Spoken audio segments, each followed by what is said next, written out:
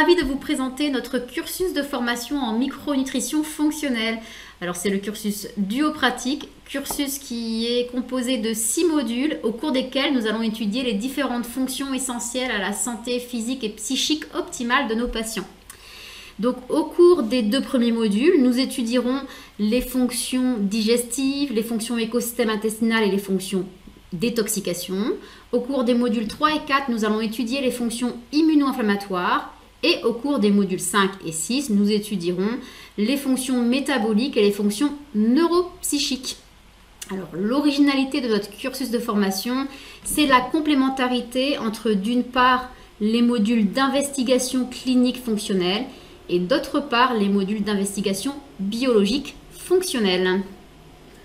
Disons tout de suite, précisons, si je peux me permettre de rajouter, Guénaël, que ce cursus est disponible en e-learning et a lieu en présentiel également. En présentiel à Paris, tout à fait. À Paris. Alors, pour ma part, donc je suis Guénaël Abéguilé, je suis kinésithérapeute de formation, mais j'exerce aujourd'hui en tant que consultante et formatrice en micronutrition. Et pour mes consultations, je me suis spécialisée dans les troubles de la fertilité. Donc, je vais me charger de l'enseignement des modules 1, 3 et 5 au cours desquels on va étudier l'investigation clinique fonctionnelle.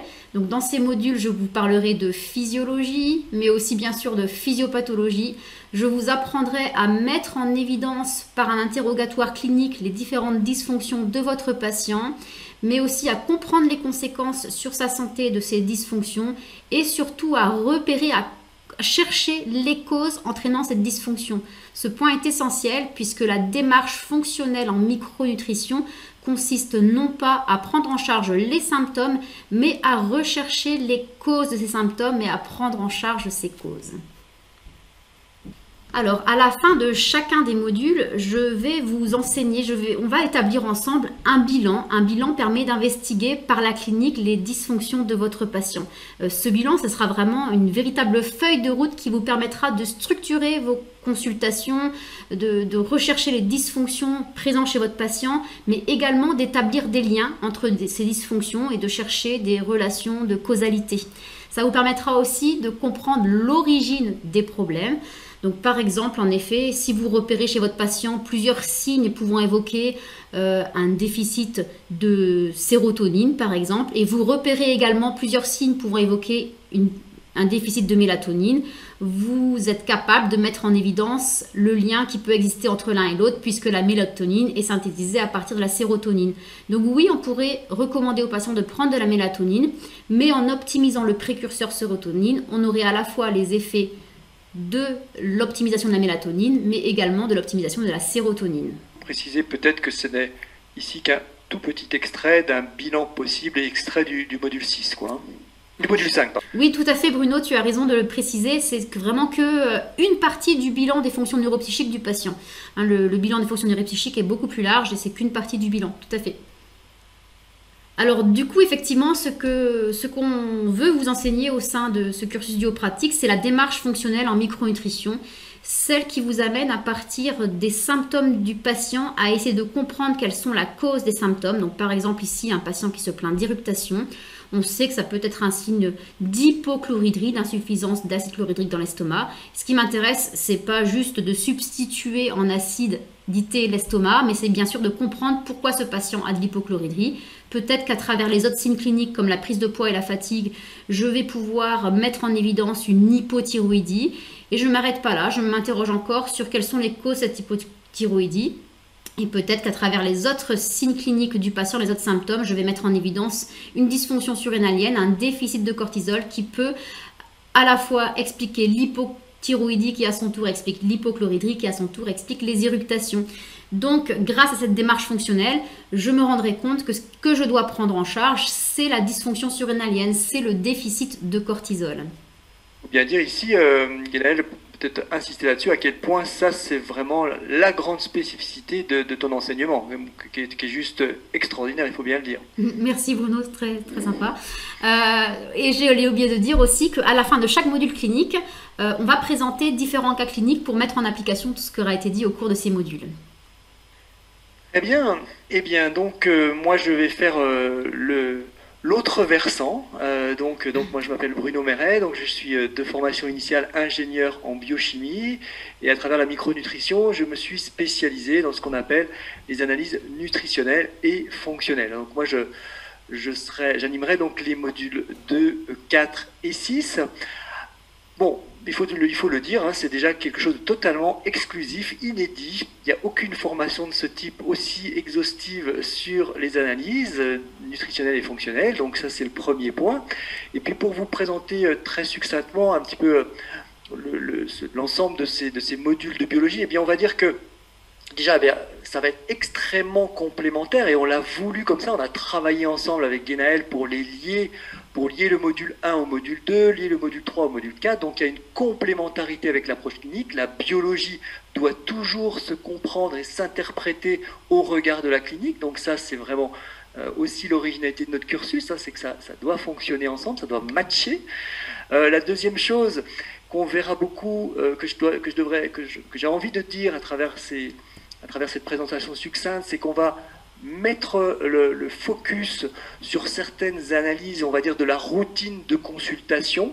Hein, par exemple, dans le module 4, eh bien, on verra beaucoup l'analyse des acides gras érythrocytaires, par exemple. On va passer beaucoup de temps dessus. Donc, il y a des analyses un peu phares, comme ça, de la micronutrition, qu'on va détailler, sur lesquelles on va faire beaucoup de cas cliniques pour vraiment que dès que vous sortiez du module, eh bien, vous puissiez pratiquer, que vous ayez envie de pratiquer, que vous vous sentiez capable de pratiquer. Et puis j'ai voulu aussi quand même donner un caractère très exhaustif, c'est-à-dire qu'on va balayer, on va voir quasiment toutes les analyses nutritionnelles et fonctionnelles qui existent, qui sont disponibles dans les laboratoires d'analyse, et comme ça vous avez un regard sur tout. Si votre patient arrive, même si ce ne sont pas des analyses que vous prescrivez, si votre patient arrive avec ça ou vous demande de faire telle ou telle analyse, vous êtes capable un peu d'interpréter ou de dire, de juger si c'est pertinent ou pas. Bien évidemment, on illustrera tous ces cursus, tout ce module de biologie par de nombreux cas cliniques. Alors, une petite illustration. Alors, on rappelle que tout ce que l'on donne, tout ce qu'on va donner dans cette petite présentation ne sont que des extraits. Là, j'ai extrait une toute petite partie où on va parler de la muqueuse intestinale et de cette fameuse porosité intestinale tellement à la mode, tout le monde en parle, les marqueurs de porosité, est-ce pertinent? Certains disent que oui, d'autres que non. C'est un grand débat. Donc on verra, bien sûr, il y en existe près d'une dizaine de marqueurs de porosité, donc on verra comment choisir éventuellement, quels sont les meilleurs, pourquoi, dans quelle situation. Et puis, mais surtout, on verra une vision encore plus globale de la biologie de la barrière intestinale. Vous voyez, j'ai mis cette slide-là. Beaucoup d'analyses peuvent nous parler, nous donner des informations sur la qualité ou la dysfonction de la barrière intestinale. Et donc, on apprendra à tirer beaucoup d'informations. Et ça, c'est un de mes leitmotivs. Ces analyses de biologie nutritionnelle et fonctionnelle coûtent cher. Donc, à chaque fois, essayer de les faire parler le plus possible. On peut tirer beaucoup d'informations de chaque analyse que l'on propose. J'ai choisi une deuxième illustration, une illustration du module 4, fabuleux bilan dont j'ai parlé à l'instant, le bilan des acides gras érythrocytaires, pour dire que, à nouveau, dans cette idée, chaque analyse est quelque chose à beaucoup faire parler en consultation. Vous pouvez vous en servir comme outil pédagogique. On passera beaucoup de temps à parler de cette analyse des acides gras et on verra comment on peut en tirer vraiment beaucoup d'informations très pratiques, très concrètes pour le patient. Et ça, évidemment, on ne peut pas le deviner. Alors ça fait partie des analyses, par exemple, qui sont totalement complémentaires d'une investigation clinique, parce qu'on peut avoir une bonne assiette et avoir un bilan des acides gras très perturbé, par exemple. Donc on a une vraie complémentarité avec la biologie ici. Et donc, après cette brève introduction générale sur le cursus, nous allons maintenant vous présenter succinctement des petits extraits. À travers des petits extraits, on va essayer de vous partager l'essence de chaque module. Ok, très bien. Donc, on va commencer par le module 1, donc, au cours desquels on va parler de l'investigation clinique fonctionnelle, de la digestion, de l'écosystème intestinal et de la détoxication. Je couperai. Alors, du coup, j'ai choisi, pour vous illustrer ce module, de partir de la fin, de partir du bilan que je vais vous enseigner pour pouvoir investiguer les différentes dysfonctions de votre patient. Et donc, par exemple, ici, on va effectivement, comme Bruno vous disait, Bruno, il fait parler les analyses et moi, je vais faire parler les mots, MAUX. Donc, qu'est-ce que les mots de notre patient nous racontent? Donc effectivement, par exemple, on sait que si un patient se plaint de gaz odorant, enfin d'ailleurs, il s'en plaindra pas. Ça sera à vous d'aller chercher l'information. C'est pas quelque chose qu'on déballe comme ça en première consultation si on va pas à la pêche aux informations. Donc c'est à vous de partir à la pêche aux informations. Et si vous vous rendez compte par exemple que le patient a des gaz odorants, bah, vous savez que ça doit vous évoquer une dysbiose de putréfaction.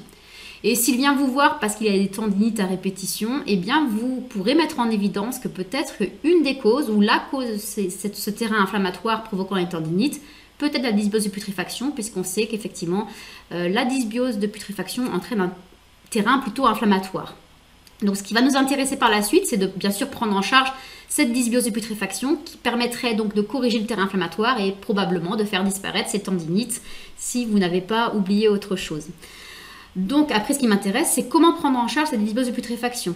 Et là, on aura un autre tableau qui va répertorier les facteurs favorisant les différentes dysfonctions. Donc, par exemple, parmi les facteurs favorisant la dysbiose de putréfaction, on peut avoir un excès de consommation de protéines animales ou une insuffisance de consommation de légumes, enfin de prébiotiques en général, ou bien encore une insuffisance de digestion des protéines, telles qu'une hypochloridrie, on pourrait encore chercher les causes de l'hypochloridrie, un stress, un défaut de mastication, etc. Donc, à vous de repérer quels sont les facteurs favorisant la dysbiose de putréfaction de votre patient et de prendre en charge ces causes. Donc, effectivement, on va écouter les mots, qu'est-ce que les mots nous racontent, pourquoi ces mots et comment les prendre en charge. Donc, voilà pour le premier module. Pour préciser que c'est à nouveau un petit extrait, évidemment, d'un ensemble extrêmement vaste que vient de nous présenter Guénaël. Alors, en ce qui me concerne dans ce module 2, donc qui est, comme vous l'avez compris maintenant, complémentaire de ce module 1, on est toujours dans l'écosystème intestinal et de la détox, mais cette fois-ci versant biologie. Eh bien, voilà, pour illustrer, j'ai choisi une slide que j'aime beaucoup, parce que dans ce module, eh bien, on va non seulement, enfin dans ces modules, on découvre toutes les analyses qui sont liées à une fonction, mais on essaie aussi de discerner quelles sont les analyses qui sont adaptées à telle indication ou pas, quelles sont les forces et faiblesses de certaines analyses. Et là, je vous ai mis un tout petit extrait à nouveau qui présente force, faiblesse et contexte, c'est-à-dire indication de ce qu'on appelle le MOU, une analyse basée sur l'analyse urinaire qui peut mettre justement en évidence, par exemple, une dysbiose de putréfaction, comme vient d'évoquer Gaël, et puis les acides gras à courte chaîne, une analyse aussi sur des selles cette fois-ci, qui peut être très intéressante aussi dans un contexte de suspicion de dysbiose de putréfaction mise en évidence à la clinique. Et donc vous voyez un petit peu eh bien, les forces du MOU, j'en dis quelques-unes, par exemple c'est un prélèvement urinaire, grande simplicité, il y a une grande richesse d'informations fonctionnelles, et je reviens un petit peu sur ce que je disais tout à l'heure, faire parler les analyses, le MOU très souvent il est juste vu en superficie, on peut aller beaucoup plus loin.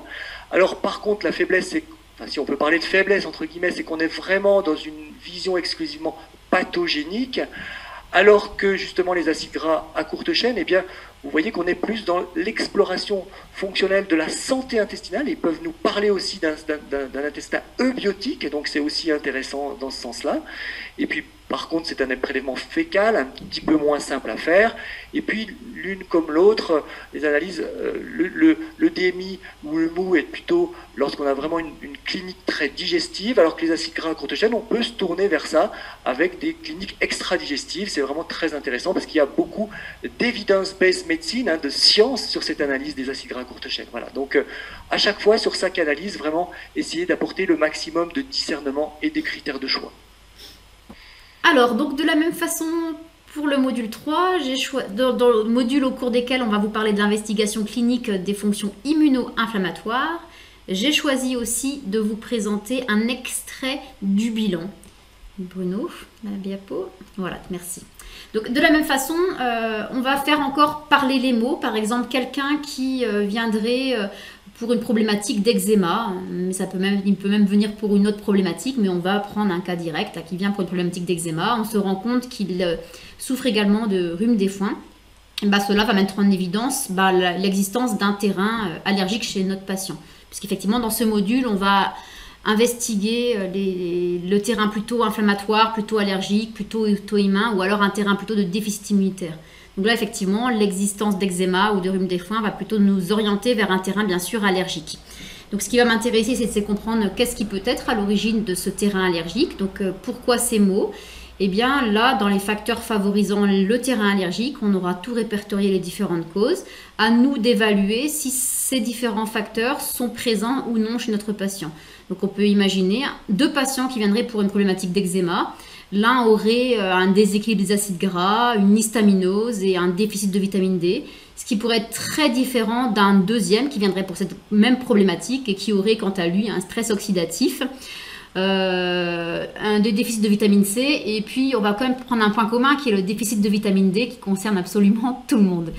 Donc ça va me permettre effectivement par l'interrogatoire clinique, par l'assiette, ou alors proposer des analyses biologiques permettant de mettre en évidence ces différents facteurs favorisants. Et bien sûr, ce que je prendrai en charge, ce sont bien entendu les facteurs, les éléments à l'origine de cette dysfonction. Donc voilà, j'ai choisi cette diapo qui est un peu similaire à la présentation du module 1 parce que je trouve que c'est vrai que ça rend vraiment la démarche fonctionnelle en micronutrition facile puisque ce sont les facteurs favorisants qui vont nous conduire tout naturellement vers les stratégies de prise en charge. Merci Guénaëlle. Alors donc, vous l'avez bien compris maintenant, le versant biologie maintenant toujours sur les troubles immuno-inflammatoires. Eh bien j'ai choisi de vous illustrer avec une des grandes parties, un grand chapitre de ce module 4, le stress oxydatif.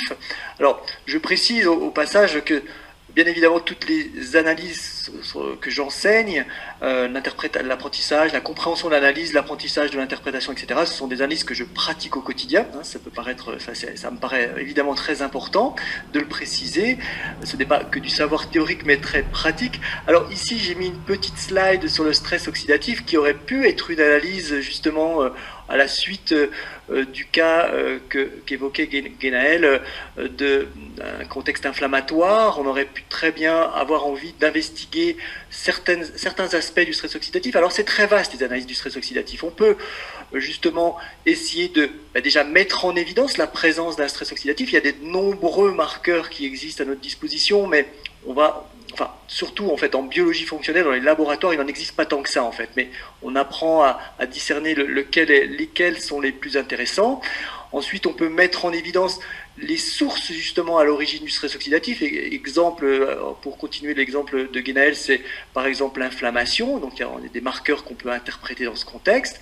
Et puis la mesure des défenses antioxydantes, qu'elles soient endogènes, des protecteurs endogènes, coenzyme Q10 par exemple, glutathion, que ce soit les protecteurs nutritionnels que j'ai déroulés ici, caroténoïdes, vitamine A, vitamine E, vitamine C, on apprend tout ça, on apprend ces interprétations, et puis le système souvent qu'on néglige, les systèmes enzymatiques, les fameux SOD, GPX, qu'on apprend aussi à interpréter avec beaucoup de rigueur. J'essaie d'apporter beaucoup de rigueur. D'ailleurs, ça me permet de dire une chose.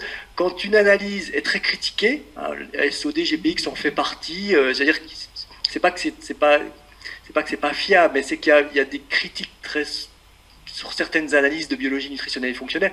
Mon point de vue, c'est plus elle est critiquée, plus elle est critiquable, et plus il faut essayer d'apporter de la rigueur, encadrer en tant que praticien par une certaine rigueur. Voilà, donc ça, j'ai à cœur de faire ça. Et puis on verra pour terminer sur les antioxydants, eh bien les différents oligoéléments aussi bien pro-oxydants que participants des défenses antioxydantes. Très bien. Alors, et maintenant on arrive au module 5, le module d'investigation clinique des fonctions métaboliques et neuropsychiques. Donc pour illustrer ce module 5, qui est un énorme module, c'est un module sur 3 jours, il est très complet, j'ai choisi de vous montrer une diapo de la partie des fonctions neuropsychiques qui va traiter de la physiologie, la physiopathologie, de la synthèse des neurotransmetteurs et ici du coup de la sérotonine. Cette diapo a pour but de montrer un peu que la complexité de synthèse de sérotonine et de sa fonctionnalité, on va dire, pour qu'elle puisse nous permettre d'avoir cette sensation de bien-être, de lâcher prise permise par la sérotonine, eh bien c'est loin d'être gagné. Donc le précurseur de la sérotonine, c'est un acide aminé qu'on appelle le tryptophane. Et il y a plein de raisons possibles pour lesquelles on pourrait ne pas réussir à fabriquer de la sérotonine à partir du tryptophane. Parmi lesquels des défauts d'absorption à cause de détournements dans l'intestin qui pourraient être provoqués par une dysbiose, par de l'inflammation. Par la suite, il faut que ce tryptophane passe dans le cerveau. Pour ça, il faut qu'il soit relâché de son transporteur. Ça nécessite un petit peu d'insuline, mais pas trop. Bref, en cas encore d'inflammation ou de stress, ce tryptophane va prendre d'autres voies. Enfin, bref, de nombreuses raisons qu'on va évoquer longuement au cours de ce module qui peut aboutir à une no-synthèse de la sérotonine ou bien même à une sérotonine qui ne soit pas fonctionnelle par manque de communication cellulaire.